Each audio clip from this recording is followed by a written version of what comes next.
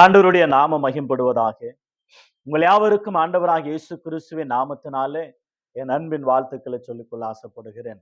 எனக்கு அருமையானவர்களே, இந்த நாள்ல கூட விசேஷமாக நல்லது ஒரு பாடத்தை கற்றுக்கொள்ள பிதாவாகி தேவன் நமக்கு உதவி செய்வாராக. இயேசு சிலுவையில் எவைகளை சுமந்தார்? இயேசு சிலுவையிலே எவைகளை சுமந்தார்?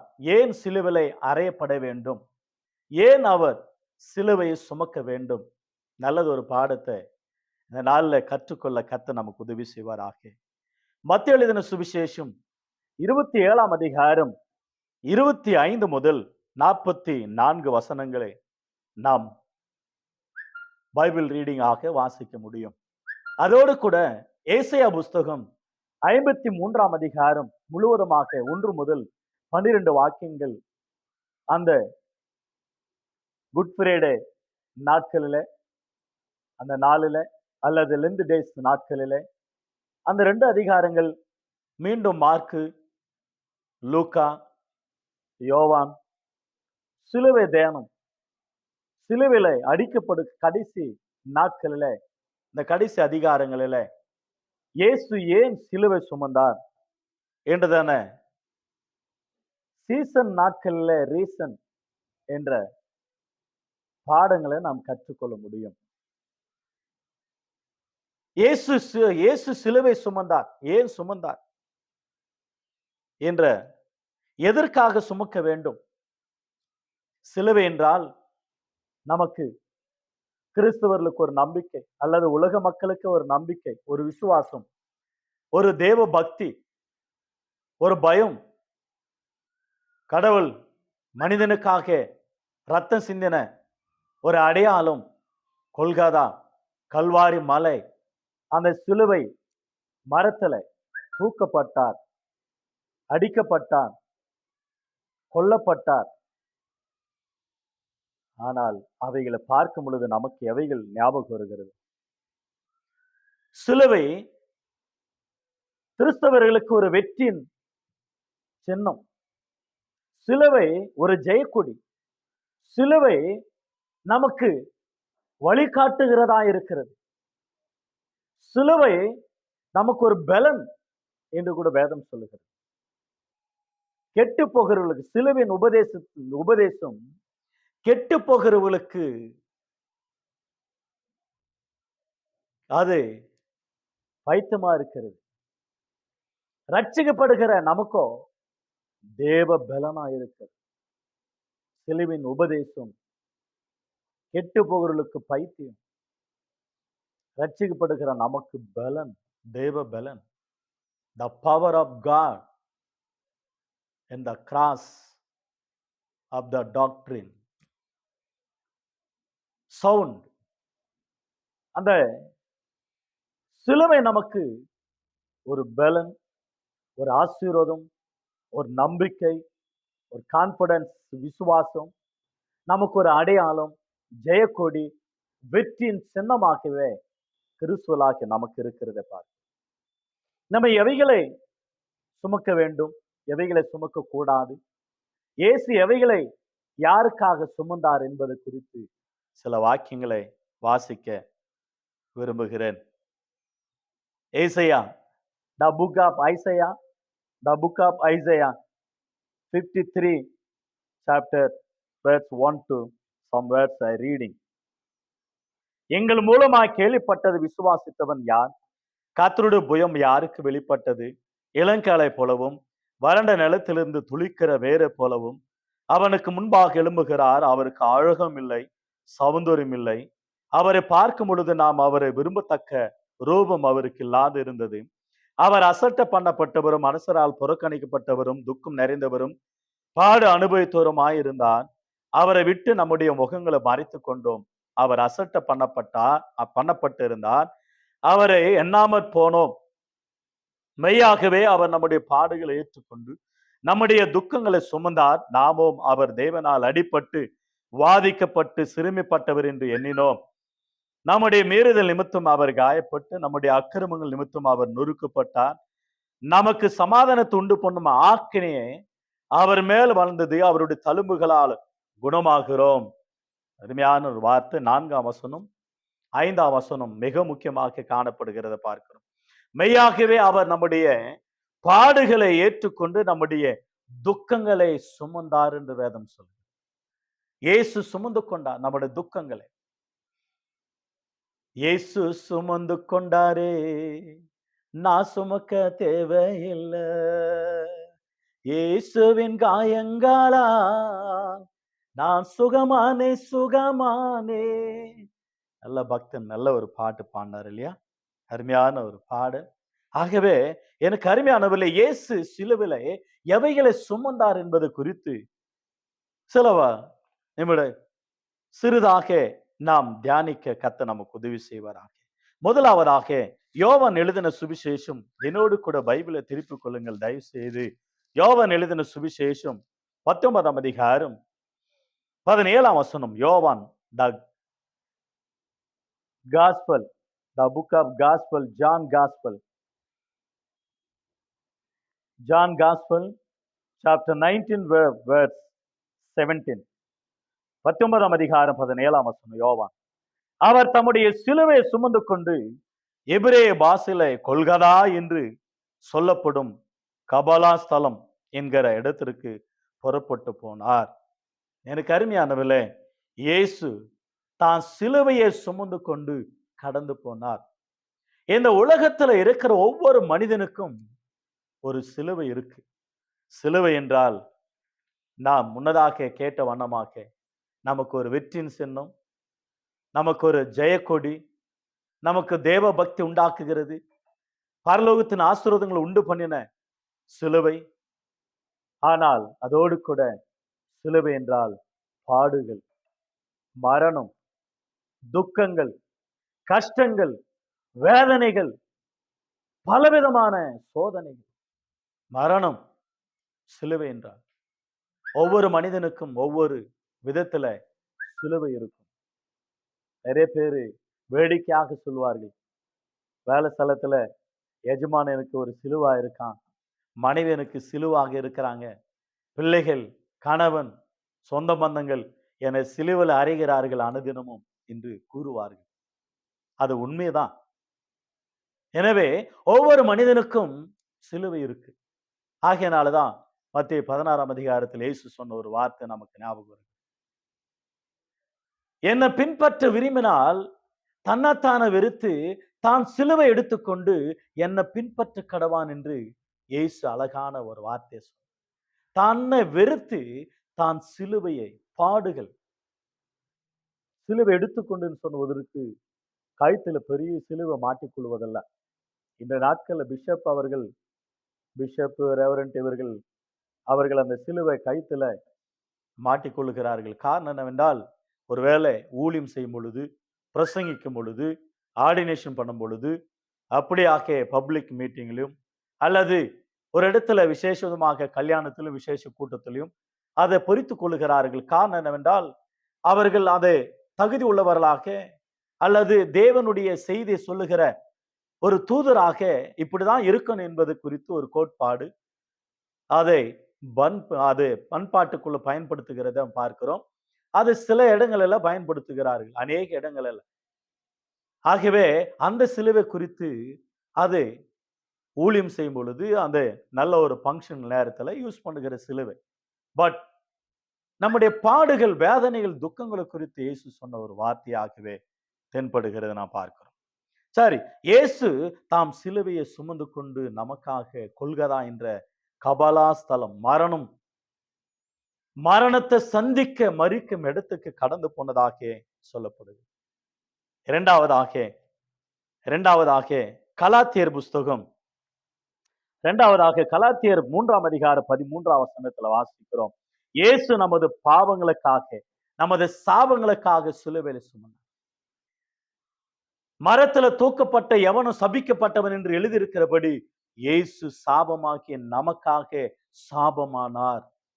சிலுவையிலே பாவங்கள், சாபங்கள், அக்கிரமங்கள், அநியாயங்கள், நம்முடைய முற்பதாக்கள் எத்தனை தலைமுறை பாவமும் சாபமும், அந்த சாபத்தெல்லாம் சிலுவையில இயேசு சுமந்தார். இயேசு சிலுவையில சுமந்தார். யோவான் 1 யோவான் 3ஆம் அதிகாரம் 5ஆம் வசனத்துல கூட சாபத்திலிருந்து பாவத்திலிருந்து நம்ம விடுதலாக்கினதை வேதம் சொல்கிறத பார்க்கிறோம்.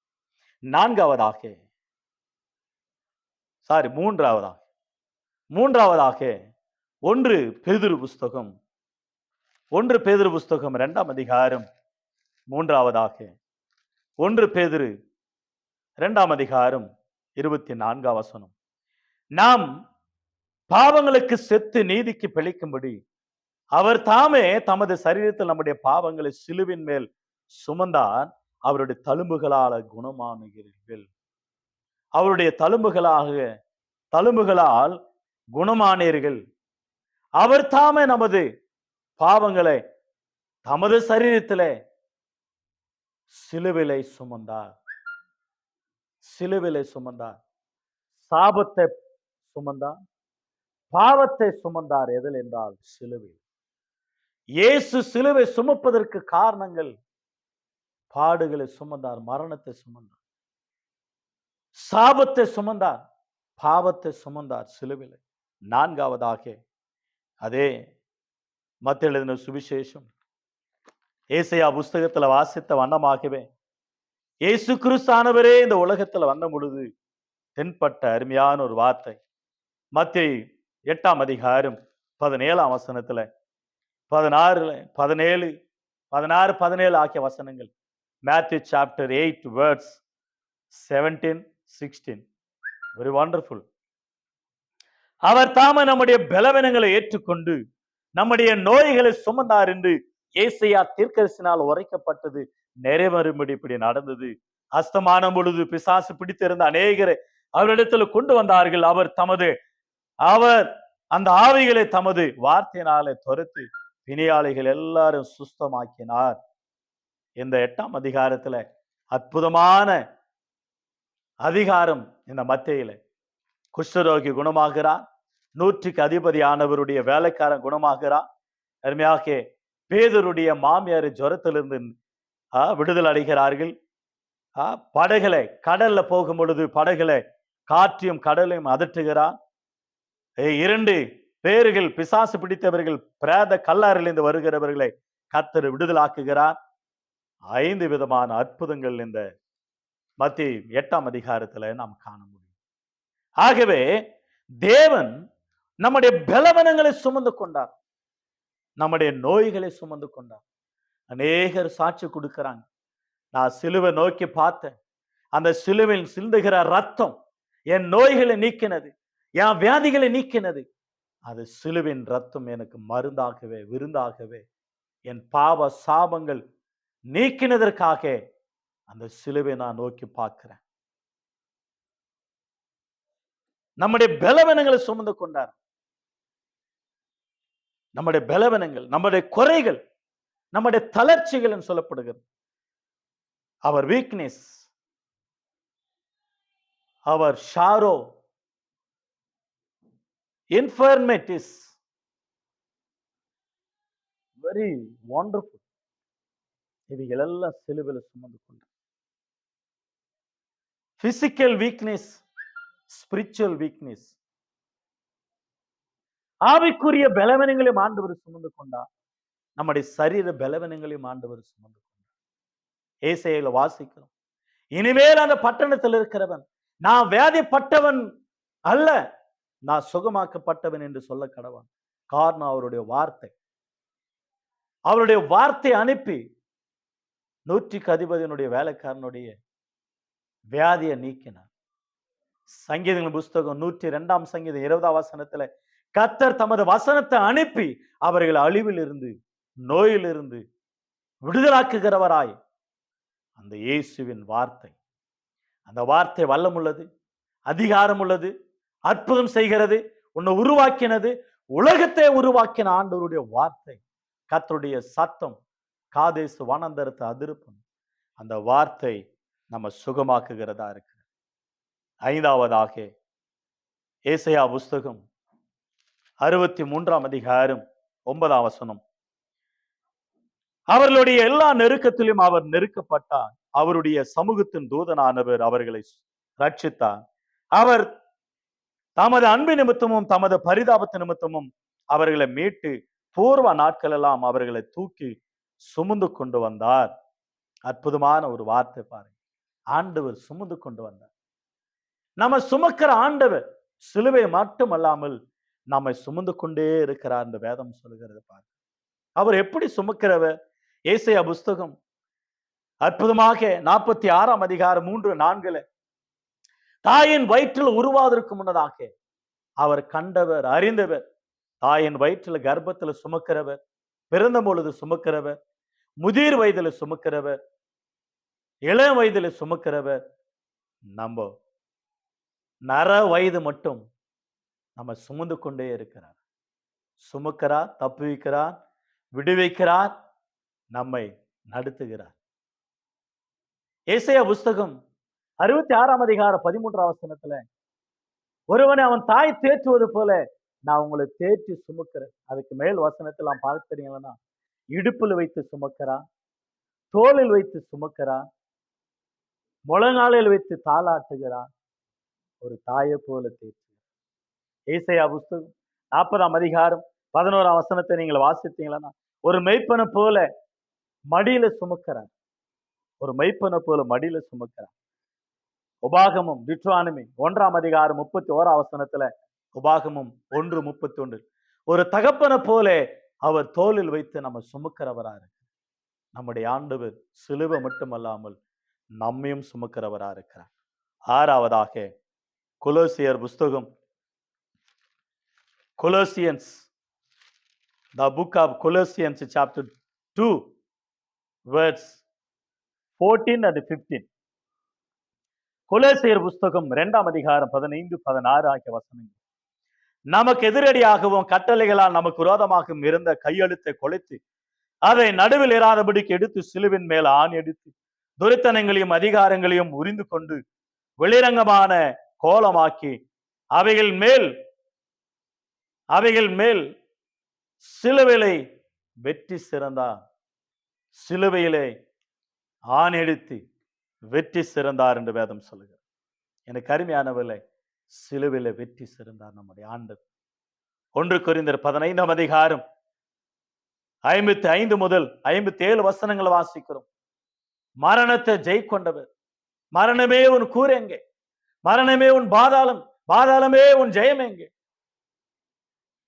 நம்முடைய கர்த்தராகிய இயேசு கிறிஸ்துவின் நாமத்தினால் ஜெயம் கொடுக்கிற பிதாவாகிய தேவனுக்கு கோடான கோடி ஸ்தோத்திரம் என்று சொல்லப்படுகிற பார். நம்முடைய ஆண்டவர் சிலுவை சுமந்தது மட்டுமல்லாமல் சிலுவையில ஜெயம் கொண்டார், சிலுவையில வெற்றி கொண்டார். எபிரேயர் புஸ்தகம் 7வதாக எபிரேயர் 9 அதிகாரம் 28 வசனம். எபிரேயர் 9 அதிகாரம் 28 வசனம் அழகாக சொல்லப்படுகிறது. இயேசு கிறிஸ்துவும் அநேகருடைய பாவங்களை சுமந்து தீர்க்கும்படி ஒரே தரம் பலியிடப்பட்டார். தமக்காக காத்து கொண்டு இருக்கிறவர்களுக்கு ரட்சிப்பு அருளும்படி 2ஆம் தரம் பாவம் இல்லாமல் தரிசனமாவார். பாவம் அறியாத அவரை முதல் வருகையிலே தேவனாய் கர்த்தர் பாவமாக்கினார். 2ஆம் தரம் பாவம் இல்லாதவராய், பரிசுத்தமுள்ளவராய், ராஜாதி ராஜாவாய், நியாயாதிபதியாய் நம்ம நியாயந்திருக்க வெளிப்படுவார். முதல் தரம் அநேகருடைய பாவங்களை சுமக்கும்படியாக வெளிப்பட்டார் என்று வேதம் சொல்லுகிறார். நம்முடைய பாவங்களை சுமப்பதற்காகவே வெளிப்பட்டார். 1 யோவான் 3 அதிகாரம் 5 வசனம். அவர் நம்முடைய பாவங்களை சுமந்து தீர்க்க வெளிப்பட்டார் என்று அறிவீர்கள், அவரிடத்துல பாவம் இல்லையே. அற்புதமான ஒரு வார்த்தை. ஆகவே எனக்கு அருமையானவர்களே, இயேசு சிலுவை பாடுகளை நமக்காக சுமந்து கொண்டார். சிலுவையில சாபத்தை சுமந்து கொண்டார், சிலுவையில பாவத்தை சுமந்து கொண்டார், சிலுவையில நம்முடைய நோய்களையும் வியாதிகளையும் துக்கங்களையும் போராட்டங்களையும் சுமந்து கொண்டார்.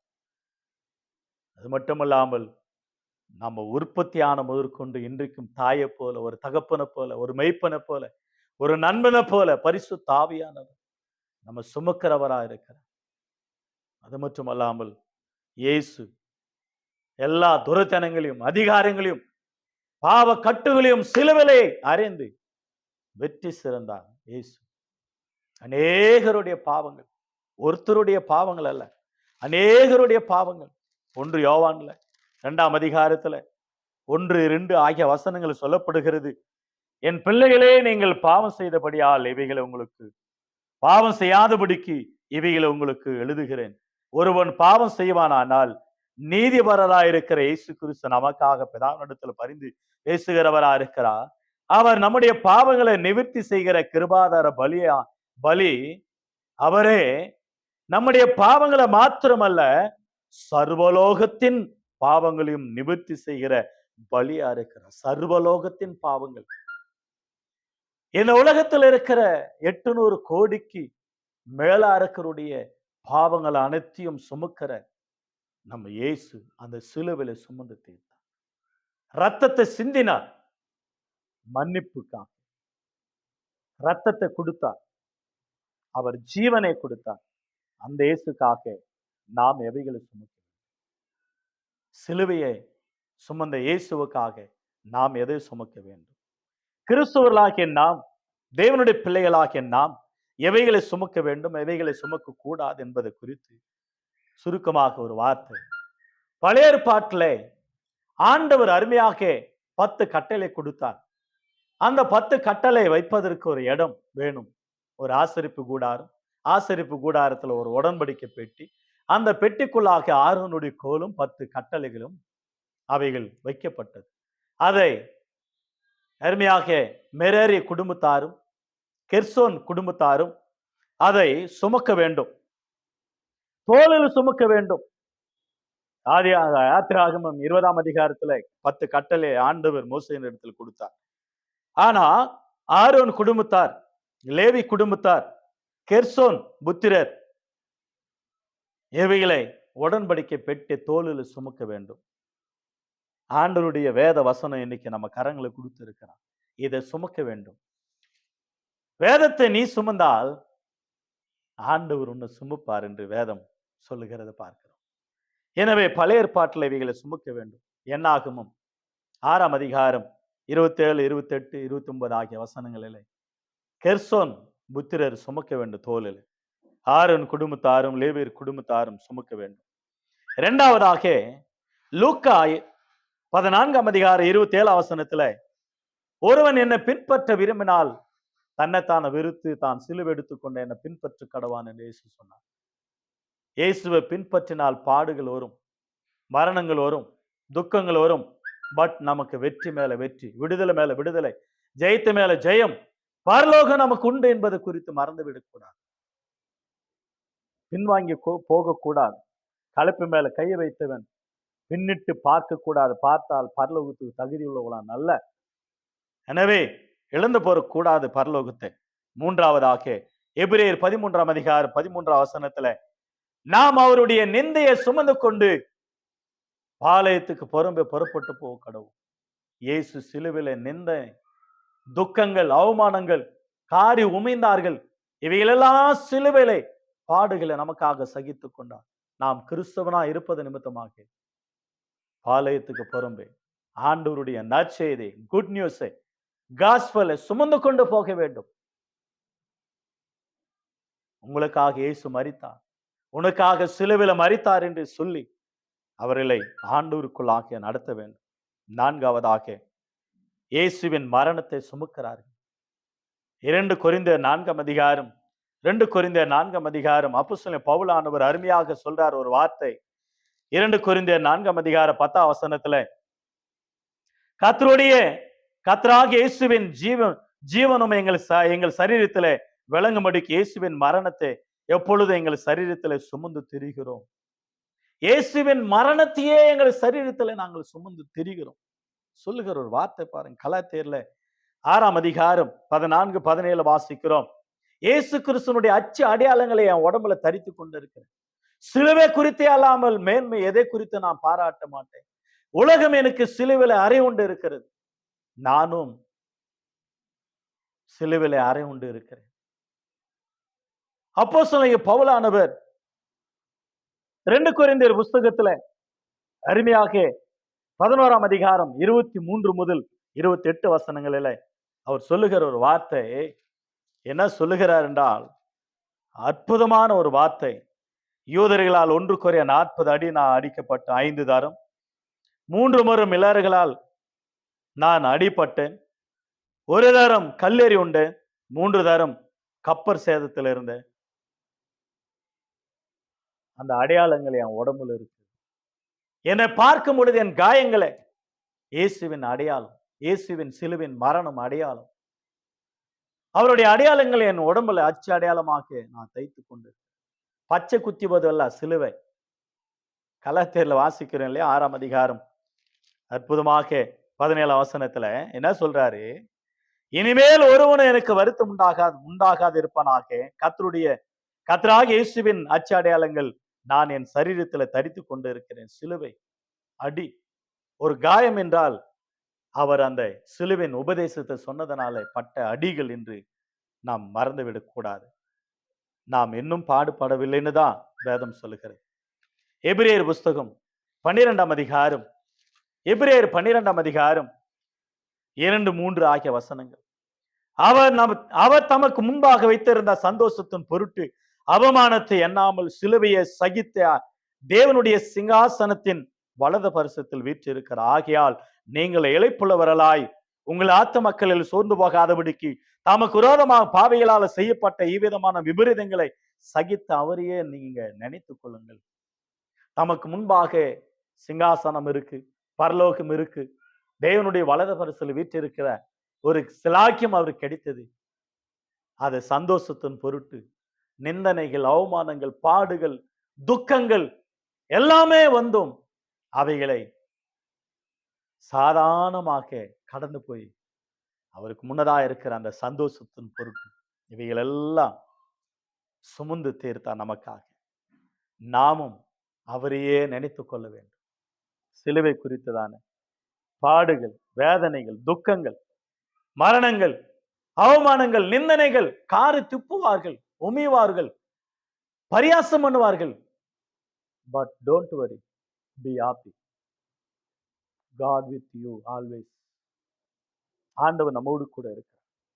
கலாத்தியர் புஸ்தகம் 6ஆம் அதிகாரம், கலாத்தியர் 6ஆம் அதிகாரம், உங்களுக்கு நன்றா தெரியும் அந்த வார்த்தை.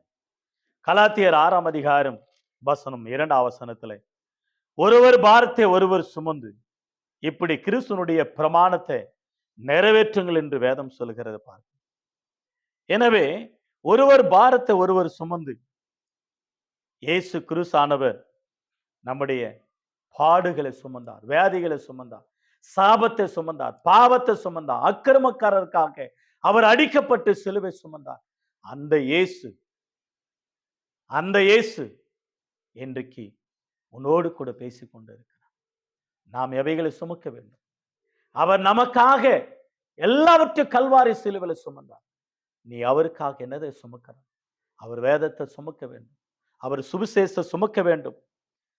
சங்கீதங்கள் புஸ்தகம் 126ஆம் சங்கீதம் 5:6 வேத வசனத்தை சுமக்க வேண்டும். அவர் வேத வசனம் சுமக்கும் பொழுது நமக்கு துக்கமா இருக்கும். பட் அதவிகளை அறுத்து கொண்டு வரும் பொழுது மகிழ்ச்சி. ஒரு விவசாயி எப்படி சந்தோஷப்படுகிறானோ விளைச்சல் உண்டான உடனே அவ்வண்ணமாகவே நாம் ஆண்டவருடைய வசனத்தை விதைக்கும் பொழுது துக்கமாக இருக்கும் ஊழியம், ஆனால் ஆத்து மக்கள் ரட்சிக்கப்பட்ட பிற்பாடு அது ஒரு மகிழ்ச்சி. ஆகவே கத்தோலிப்பிலே நம்முடைய வாழ்க்கையில நாம் எவைகளை சுமக்க வேண்டும் என்றால் சிலுவின் உபதேசம், ஆண்டவருடைய வசனங்கள், ஆண்டவருடைய வார்த்தைகளை சுமந்து கொண்டு கடந்து செல்லுவோம். கர்த்தர் நமக்கு உதவி செய்வாராக. இந்த வார்த்தை நிமித்தமாக இயேசு எவைகளை சிலுவிலே சுமந்தார், நாம் எவைகளை சுமக்க வேண்டும் என்பது குறித்து நல்ல அருமையான பாடத்தை ஆண்டவர் நம்ம கற்றுக் கொடுத்தா. கர்த்தர் உங்களை ஆசீர்வதிப்பாராக. God bless you all. God bless you.